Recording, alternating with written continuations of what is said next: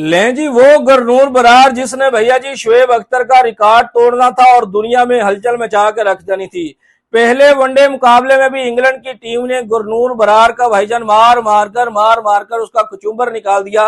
और दूसरे वनडे मुकाबले में भी भैया जी जो रूट ने जो और उसके बाद हैरी ब्रो यानी कि हर खिलाड़ी ने भाईजान खूब तसल्ली की है बरार के ऊपर और बता दिया भाईजान अपनी पेस को अपने पास रखे।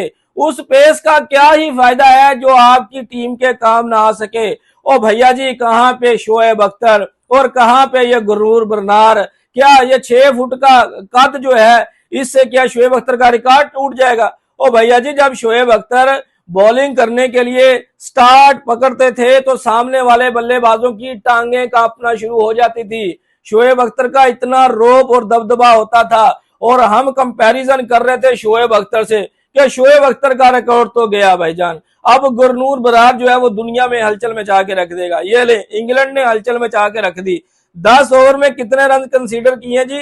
10 ओवर में 62 रन कंसीडर किए हैं और 2 सफलता इनके नाम आई है और सामने 233 रन का लक्ष्य था जो डिफेंड करना था। और गुरनूर बरार भैया जी ने बोला मारो फुटापा लगाओ मेरा, मैं 150 किलोमीटर की रफ्तार से गेंदबाजी करता हूं, बस जनता इसी में खुश हो जाती है।